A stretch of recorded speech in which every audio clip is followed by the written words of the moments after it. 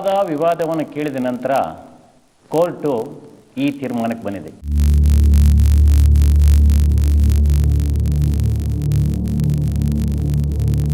ಮಗು ಹುಷಾರಾಗಿದ್ದರೂ ಕೂಡ ಅದರ ತಂದೆಯಿಂದ ದೂರ ಇಡಬೇಕು ಅಂತ ಕೋರ್ಟಿಗೆ ಸುಳ್ಳು ಹೇಳಿ ಮೋಸ ಮಾಡಿ ಕೋರ್ಟಿನ ಸಮಯನ ವ್ಯರ್ಥ ಮಾಡಿದ್ದಾರೆ ರವಿ ಮತ್ತು ಸೂರ್ಯ ಅವರು.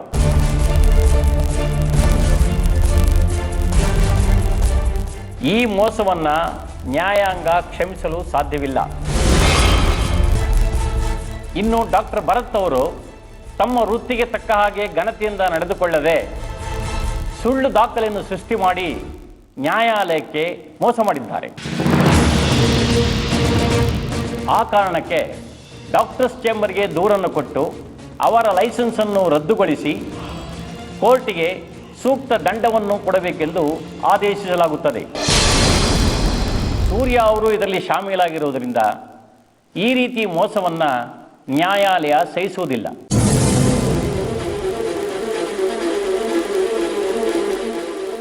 ಒಂದು ವಾರದ ನಂತರ ಸೂರ್ಯ ಅವರು ನ್ಯಾಯಾಲಯಕ್ಕೆ ಬಂದು ಶರಣಾಗಬೇಕೆಂದು ಆದೇಶಿಸಲಾಗುತ್ತದೆ.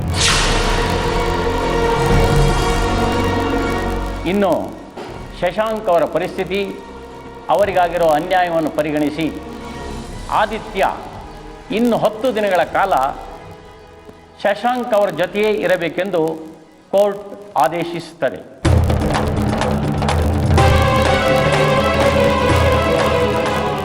Court is urgent.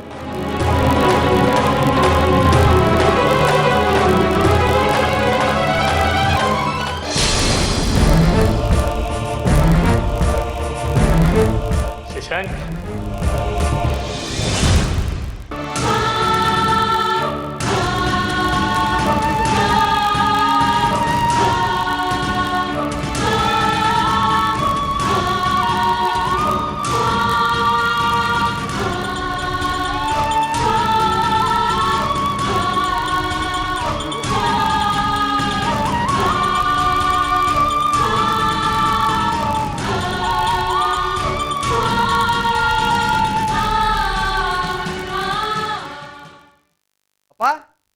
ಅಪ್ಪ ತಗೋ ಸ್ವೀಟು. ಯಾತಕ್ಕೋ ಸ್ವೀಟು? ತಗೋಪ್ಪ. ವಿಷಯ ಏನು ಅಂತ ಹೇಳೋ. ಕೋರ್ಟಲ್ಲಿ ಕೇಸ್ ನಡೀತಾ ಇತ್ತಲ್ಲ, ಅದು ನನ್ನ ಪರವಾಗಿ ಆಗಿದೆ. ಆದಿತ್ಯ ನಮ್ಮ ಮನೆಗೆ ಬರ್ತಾ ಇದ್ದಾನೆ. ಕೋರ್ಟಲ್ಲಿ ಕೇಸ್ ಇಷ್ಟೇ ಡಿಸೈಡ್ ಆಗೋಯ್ತಾ? ಪೂರ್ತಿ ಡಿಸೈಡ್ ಆಗಿಲ್ಲ, ಆದ್ರೆ 10 ದಿವಸ ಆದಿತ್ಯ ನನ್ನ ಜೊತೆ ಇರ್ಬೇಕು ಅಂತ ಈಗ ತೀರ್ಮಾನ ಆಗಿದೆ. ಟೆಂಪ್ರರಿ ಅರೇಂಜ್ಮೆಂಟ್ ನ ಹೇಗೆ ಪರ್ಮನೆಂಟ್ ಮಾಡ್ಬೇಕು ಅಂತ ನನಗೆ ಚೆನ್ನಾಗಿ ಗೊತ್ತು. ನೀ ಹೇಳ್ತಾ ಇದೆಯಲ್ಲಪ್ಪ, ಯಾವಾಗ್ಲೂ ನ್ಯಾಯದ ಪರನೇ ತೀರ್ಪು ಬರೋದು ಅಂತ, ಹಾಗೆ ಆಗತ್ತೆ, ನೋಡ್ತಾ ಇರೋ. ತಗೋ, ಇದೇ ಖುಷಿಗೆ ಇನ್ನೊಂದು ಶುಗರ್ ಕಣೋ. ಪರವಾಗಿಲ್ಲ, ಇವತ್ತು ಮಾತ್ರೆ ಜಾಸ್ತಿ ತಗೊಂಡ್ರು ಪರವಾಗಿಲ್ಲ. ಅತ್ತೆ ಇಲ್ಲಿ, ಅತ್ತೆ ಅತ್ತೆ ಅತ್ತೆ ನಾನು ಆದಿತ್ಯ ಅಲ್ಲ ಕಣ, ನಿಮ್ಮ ಅತ್ತೆ. ಆದಿತ್ಯನು ಹೀಗೆ ತಿರುಗಿಸೋ ಟೈಮ್ ಬಂದ್ಬಿಟ್ಟಿದೆ. ಆದಿತ್ಯ ನಮ್ಮ ಮನೆಗೆ ಬರ್ತಾ ಇದ್ದಾನೆ. ಕೋರ್ಟಲ್ಲಿ ಏನಾಯ್ತು? ಏನಂದ್ರು? ಹೇಳ್ತೀನಿ, ಆದ್ರೆ ಇಲ್ಲಲ್ಲ, ಯಾರ ಮುಂದೆ ಹೇಳ್ಬೇಕೋ ಅದನ್ನ ಹೇಳ್ತೀನಿ. ನಾವು ಸೋಲ್ಬೇಕು ಅಂತ ಹಠ ತೊಟ್ಟಿದ್ರಲ್ಲ, ನಮ್ ಜಯ ಏನು ಅಂತ ಅವ್ರಿಗೂ ಗೊತ್ತಾಗ್ಲಿ. ಬಾ. ಎಲ್ಲಿಗೋ? ಗ್ರೇಟ್ ಗ್ರೇಟ್ ಅಮ್ಮ, ನೀನು ತಾಯಿಯೇ ಪ್ರತ್ಯಕ್ಷ ದೈವ ಅನ್ನೋದನ್ನ ಪ್ರೂವ್ ಮಾಡ್ಬಿಟ್ಟೆ. ಏನ್ ಆಶೀರ್ವಾದ ಮಾಡಿದ್ಯಮ್ಮ. ನಿನ್ನ ಆಶೀರ್ವಾದಕ್ಕೆ ಇಷ್ಟೊಂದು ಪವರ್ ಇದೆ ಮೊದಲೇ ಗೊತ್ತಿದ್ರೆ ಅದ್ರ ಕಥೆನೇ ಬೇರೆ. ಸೂಪರ್. ತಗೋ ಸ್ವೀಟ್ ತಗೋ.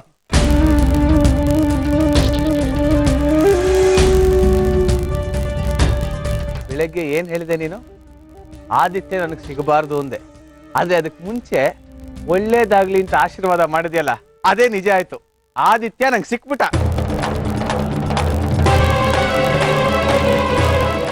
ಆದಿತ್ಯನ 10 ದಿವಸ ನನ್ನ ಜೊತೆ ಇಟ್ಕೋಬಹುದು ಅಂತ ಕೋರ್ಟಲ್ಲಿ ತೀರ್ಪಾಗಿದೆ. 10 ದಿವಸನ 10 ವರ್ಷ, 10 ವರ್ಷನ 100 ವರ್ಷ ಹೇಗ್ ಮಾಡ್ಬೇಕು ಅಂತ ನನಗೆ ಚೆನ್ನಾಗಿ ಗೊತ್ತಿದೆ.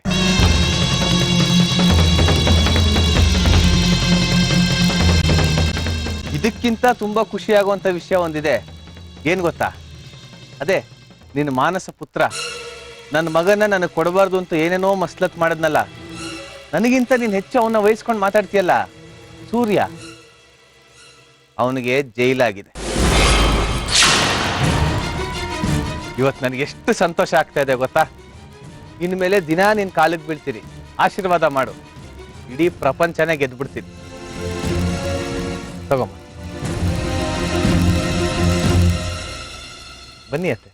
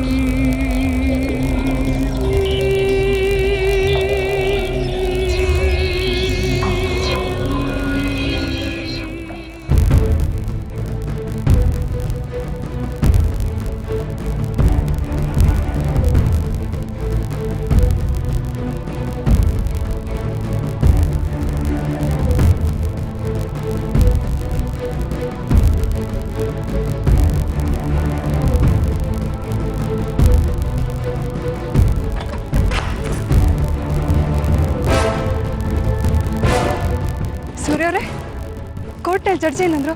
ಆದಿತ್ಯ ನಮ್ಮ ಜೊತೆಲೇ ಇರ್ತಾರೆ ತಾನೆ?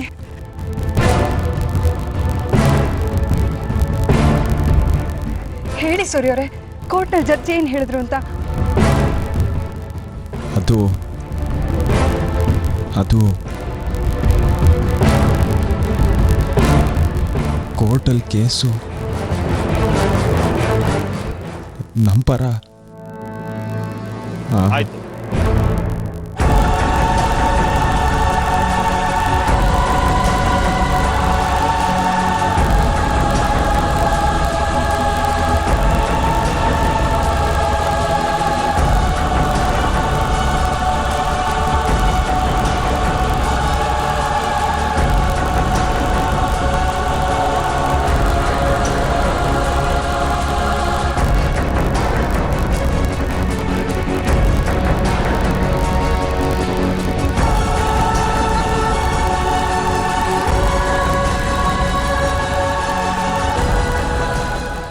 ಮೊನ್ನೆ ಅವನು ಮನೆ ನುಗ್ಗಿ ಗಲಾಟೆ ಮಾಡಿದ್ನಲ್ಲ, ಅದನ್ನೆಲ್ಲ ಕೋರ್ಟಲ್ಲಿ ಹೇಳಿದ್ಮೇಲೆ ಅವನು ಚೆನ್ನಾಗಿ ಬೈದಿದ್ದಾರೆ. ಇನ್ನು ಆದಿತ್ಯ ನಮ್ಮನ್ಬಿಟ್ಟು ಎಲ್ಲೂ ಹೋಗೋದಿಲ್ಲ. ನೀನು ಧೈರ್ಯವಾಗಿರು. ಇನ್ನು 10 ದಿನ ಆದಮೇಲೆ ಇನ್ನೊಂದ್ಸರಿ ಹೋಗ್ಬೇಕಾಗಿ ಬರ್ಬೋದು. ಅವತ್ತೆಲ್ಲ ಫೈನಲ್ ಆಗುತ್ತೆ. ಥ್ಯಾಂಕ್ಸ್ ಬಾಬಾ. ನೀವು ಈ ಕೇಸನ್ನು ತಗೊಳ್ದೇ ಇದ್ದಿದ್ರೆ ಏನಾಗ್ತಿತ್ತೋ ಏನೋ.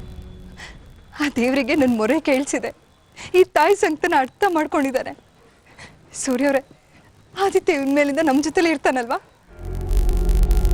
ಹೌದು ಆರ್ತಿ, ನಿನ್ನ ಮಾತು ನಿಜ. ಆ ದೇವ್ರಿಗೆ ನಿನ್ನ ಸಂಕಟ ಅರ್ಥ ಆಗಿ ಪರಿಹಾರ ಕೊಟ್ಟಿದ್ದಾನೆ. ನೀನು ಕೋರ್ಟಿಗೆ ಬರ್ದೇ ಇದ್ದಿದ್ದು ಒಳ್ಳೇದೇ ಆಯಿತು.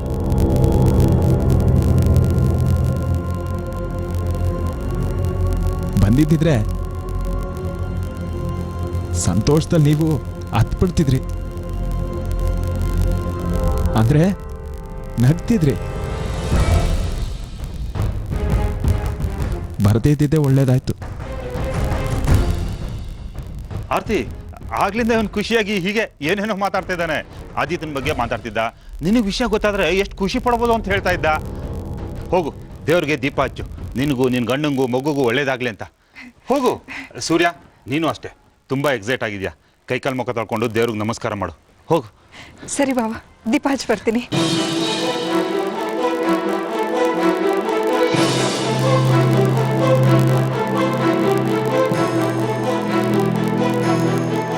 ಅಣ್ಣ, ಏನೋ ಇದು?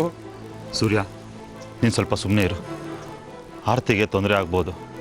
ಸತ್ಯ ಹೇಳೋದು ಎಷ್ಟೊತ್ತೋ ಅದರಿಂದ ಒಂದು ತುಂಬು ಜೀವಕ್ಕೆ ಅಪಾಯ ತರ್ಬೋದು. ನಿಧಾನವಾಗಿ ಎಲ್ಲ ಹೇಳೋಣ.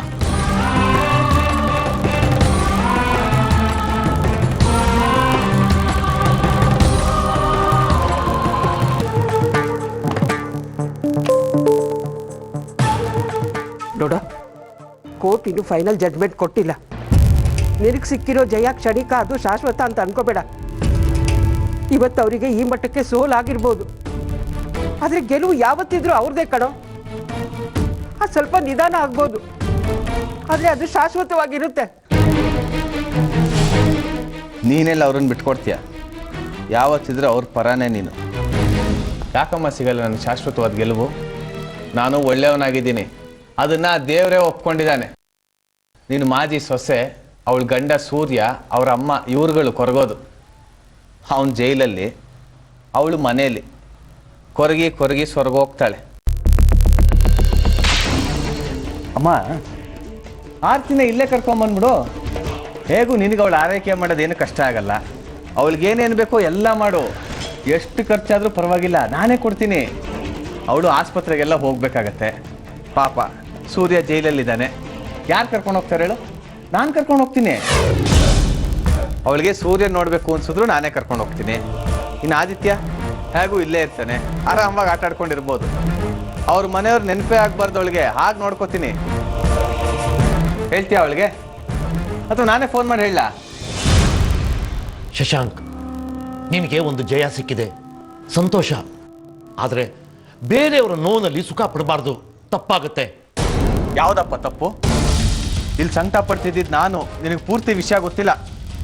ಯಾರ ಸಹಕಾರನೂ ಇಲ್ಲದೆ, ಹೆತ್ತು ತಾಯಿ ಸಹಾಯನೂ ಇಲ್ಲದೆ ಒದ್ದಾಡ್ತಿದ್ದಿದ್ದು ನಾನು. ಯಾವಾಗಲೂ ನನ್ನ ಹೊಟ್ಟೆ ಉರಿಸ್ತಾ ವಿರೋಧಿಗಳಿಗೆ ಸಪೋರ್ಟ್ ಮಾಡ್ತಾ ಇದ್ದಿದ್ದು ಇವರು. ಮೇಲೊಬ್ಬ ಇದ್ದಾನೆ ಕಣೋ, ಅವನು ಎಲ್ಲ ನೋಡ್ತಾ ಇರ್ತಾನೆ. ತುಂಬಿದ ಬಸರಿ ಮೇಲೆ ಕರುಣೆ ಇಲ್ಲದೆ ತಾಯಿ ಮಗುನ ದೂರ ಮಾಡ್ತಾ ಇದೆಯಲ್ಲ ನೀನು, ಅನುಭವಿಸ್ತಾ ನೋಡ್ತಾ ಇರ್ತೀನಿ.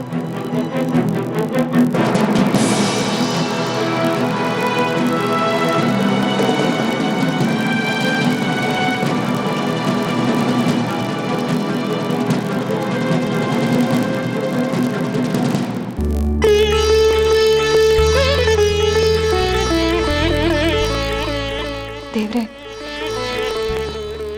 ನಮ್ದವ್ರ ಕೈನ ಯಾವತ್ತೂ ಬಿಡಲ್ಲ ಅಂತ ಸಾಬೀತು ಮಾಡಿದೆ. ನನ್ನ ಮಗನ ನೀನು ಉಳಿಸ್ಕೊಟ್ಟೆ.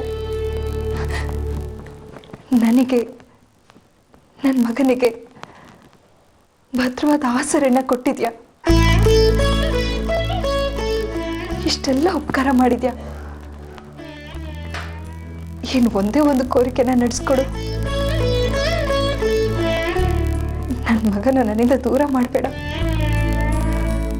ನಮ್ಮ ಸಂಸಾರ, ನನ್ನ ಮಕ್ಕಳು, ನನ್ನ ಸೂರ್ಯ ಅವರು, ನಾವೆಲ್ಲರೂ ಹೀಗೆ ಯಾವಾಗಲೂ ಜೊತೆ ಜೊತೆಯಾಗಿ ಸಂತೋಷವಾಗಿರ್ಬೇಕು. ಆದಿತ್ಯ ಈ ಮನೆ ಮಗ ಅಲ್ದೇ ಇದ್ರು ಅವನಿಗೋಸ್ಕರ ಎಲ್ಲರೂ ಹೋರಾಟ ಮಾಡ್ತಾ ಇದ್ದಾರೆ. ನಮ್ಮೆಲ್ಲರೂ ಒಗ್ಗಟ್ಟು ಹೀಗೆ ಇರಬೇಕು. ಆದಿತ್ಯಂಗೆ ಯಾವತ್ತೂ ಶಶಾಂಕ್ ನೆನ್ ಬರ್ದಿರೋ ಹಾಗೆ ನೋಡ್ಕೋಬೇಕು. ಈ ಮನೆ ಮೇಲೆ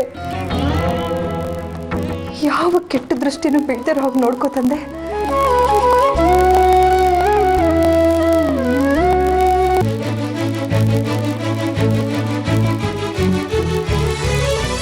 ರೀ, ಸ್ವೀಟ್ ತಗೊಳ್ಳಿ.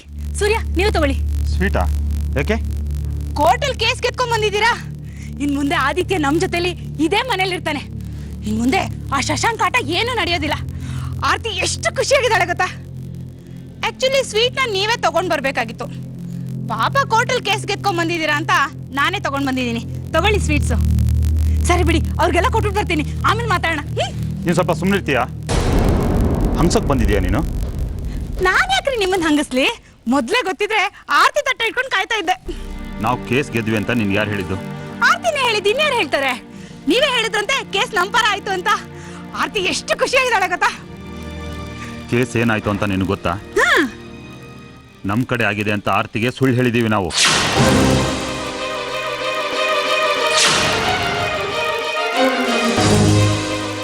ಕೇಸು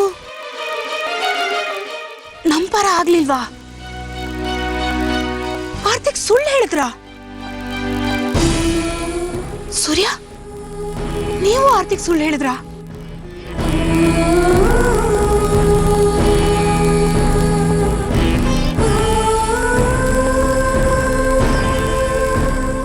ಇವತ್ತು ಕೋರ್ಟ್ ಕೊಟ್ಟ ತೀರ್ಪನ್ನ ಆರ್ತಿ ತಡ್ಕೊಳ್ಳಲ್ಲ. ಸೂರ್ಯನು ಸುಳ್ಳು ಹೇಳುವಂಥ ಪರಿಸ್ಥಿತಿ ಇವತ್ತು. ಅದಕ್ಕೆ ಸುಳ್ಳು ಹೇಳಿದ್ವಿ.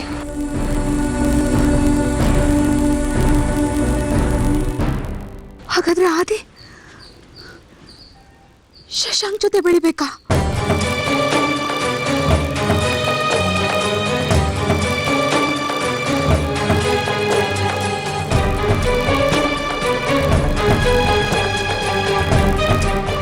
ಕೇಸ್ ಏನಾಯಿತು ಅಂತ ಸರಿಯಾಗಿ ತಿಳ್ಕೊ. ಸೂರ್ಯ 10 ದಿನದೊಳಗೆ ಸರೆಂಡರ್ ಆಗಬೇಕು, ಅಂದರೆ ಜೈಲಿಗೆ ಹೋಗ್ತಾನೆ. ಆದಿತ್ಯನ ಶಶಾಂಕ್ ಹತ್ರ 10 ದಿನ ಕಳಿಸ್ಬೇಕು. ಈ ತೀರ್ಪಿಗೆ ನಾವು ಸ್ವೀಟ್ ಬೇರೆ ತಿನ್ಬೇಕಾ?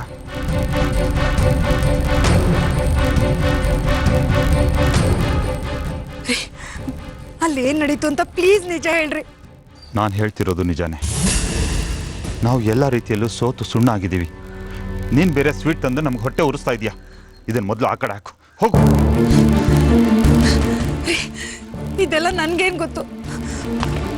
ಆರ್ತಿ ಎಷ್ಟು ಖುಷಿಯಾಗಿದ್ದಾಳೆ ಗೊತ್ತಾ? ಏನ್ ನೋಡಿದ್ರೆ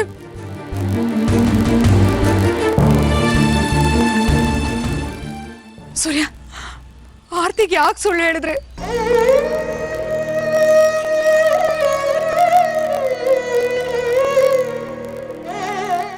ಸುಳ್ಳು ಹೇಳಲೇಬೇಕಾಗಿತ್ತು ಅದಕ್ಕೆ. ಅವ್ರು ನನಗೋಸ್ಕರ ಕಾಯ್ತಾ ಕೂತಿದ್ದಿದ್ದು ನೋಡಿದಾಗ ಹೊರಡಲಿಲ್ಲ. ಇನ್ನು ಈ ಅನಿವಾರ್ಯದ ಪರಿಸ್ಥಿತಿ, ಈ ಸುಳ್ಳು ಎಷ್ಟು ದಿನ ಮುಂದುವರಿಯುತ್ತೋ ಗೊತ್ತಿಲ್ಲ ನನಗೆ. ಅವ್ರನ್ನ ಹೇಗೆ ನಂಬಿಸೋದು ಅನ್ನೋದು ಗೊತ್ತಾಗ್ತಾ ಇಲ್ಲ. ನಾನೊಂದು ಮಾತು ಹೇಳ ನೋಡಿ, ಸುಳ್ಳಿಗೆ ಆಯಸ್ಸಿಲ್ಲ. ಅದೆಷ್ಟೇ ಚೆನ್ನಾಗಿದ್ರೂ ಸತ್ತೋಗುತ್ತೆ. ಅದನ್ನ ಮುಚ್ಚಕ್ಕೆ ಇನ್ನೊಂದು ಸುಳ್ಳು, ಅದನ್ನ ಮುಚ್ಚಾಕೋದಕ್ಕೆ ಇನ್ನೊಂದು ಸುಳ್ಳು. ಬೇಡ ಸೂರ್ಯ, ನಿಜ ಹೇಳ್ಬಿಡಿ.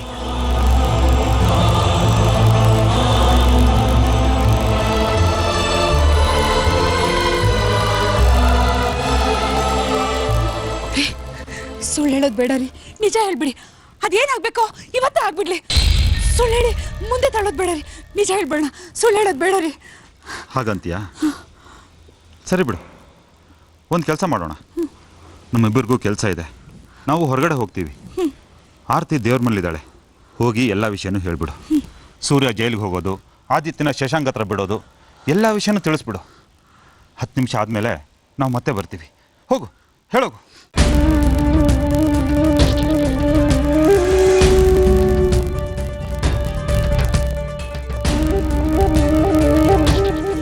ಏನಾಯ್ತು? ಹೋಗು, ಹೇಳೋಗು. ಅವಳಿಗೇನಾದ್ರೂ ಹೆಚ್ಚು ಕಡಿಮೆ ಆದ್ರೆ?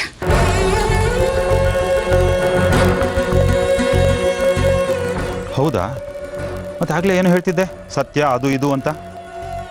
ಅದಕ್ಕೆ ನಾನು ಹೇಳಿದ್ದು, ಸತ್ಯ ಆರ್ತಿಗೆ ಈಗಲೇ ಗೊತ್ತಾಗೋದು ಬೇಡ ಅಂತ. ಮನೆಯಲ್ಲಿ ಪ್ರತಿಯೊಬ್ಬರಿಗೂ ವಿಷಯ ಗೊತ್ತಿರುತ್ತೆ, ಆದರೆ ಆರ್ತಿಗೆ ಗೊತ್ತಾಗದಾಗೆ ಮ್ಯಾನೇಜ್ ಮಾಡಬೇಕು. ನೀನು ತುಂಬ ಕೇರ್ಫುಲ್ ಆಗಿರಬೇಕು. ನಾನೇನು ಹೇಳೋದಿಲ್ಲ ಬಿಡಿ. ಪಾಪ ಆರ್ತಿ ಸುಖ ಪಡಕ್ಕೆ ಅಂತ ಹುಟ್ಟೇ ಇಲ್ಲ ಅನ್ಸುತ್ತೆ. ಆ ಶಶಾಂಕ್ ಅವಳನ್ನ ನೆಮ್ಮದಿಯಾಗಿ ಬಾಳಿಸ್ಲಿಲ್ಲ. ಇವ್ರು ಬಾಳಿಸ್ತೀನಿ ಅಂದ್ರು ಅವಳಗ್ ಬಾಳಕ್ಕಾಗ್ತಾ ಇಲ್ಲ. ಪಾಪ ಇನ್ನು ಏನೇನು ಅನುಭವಿಸ್ಬೇಕು ಅವಳು. ಏನೂ ಆಗಲ್ಲ, ನೀನು ಬಾಯಿ ಮುಚ್ಕೊಂಡಿರು. ಹೆಂಗಸರ ಬಾಯಲ್ಲಿ ಗುಟ್ಟು ಉಳಿಯಲ್ಲ ಅಂತಾರೆ. 1000 ಸುಳ್ಳು ಹೇಳಿದ್ರು ಪರವಾಗಿಲ್ಲ, ಈ ವಿಷಯ ಗುಟ್ಟಾಗಿರಬೇಕು. ನೀನೇನಾದರೂ ಬಾಯಿ ಬಿಟ್ರೆ ನಾನು ಹೇಳಲ್ಲ ಬಿಡಿ.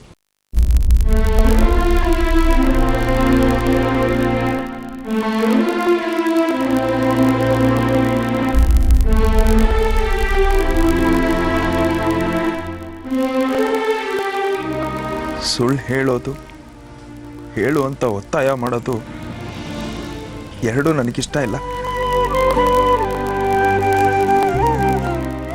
ಆರ್ತಿಯವ್ರ ಹೊಟ್ಟೆಲೆ ಇನ್ನೂ ಪ್ರಪಂಚನೇ ಕಾಣ್ತಾ ಇರೋ ಕಂದ ಅವರು ಇಬ್ಬರನ್ನೂ ಉಳಿಸ್ಕೊಬೇಕಂದ್ರೆ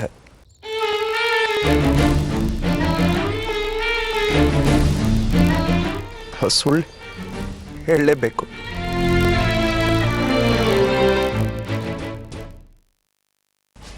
ಇದು ನಿಮ್ಮಿಂದ ಮಾತ್ರ ಸಾಧ್ಯ. ಅದಕ್ಕೆ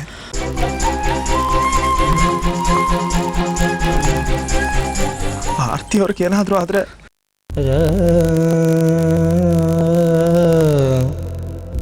ಪ್ಲೀಸ್ ಸೂರ್ಯ ನೋಡಿ, ನೀವು ನನ್ನ ಹತ್ರ ಇಷ್ಟೊಂದು ಬೇಡ್ಕೋಬೇಕಾ? ಅವಳು ನಿಮ್ಗೆ ಹೆಂಡತಿ ಮಾತ್ರ, ನನಗೆ ನನ್ನ ತಂಗಿ. ನನ್ನ ತಂಗಿನ ಉಳಿಸ್ಕೊಳ್ಳೋ ಭಾರ ನನ್ನ ಮೇಲಿದೆ.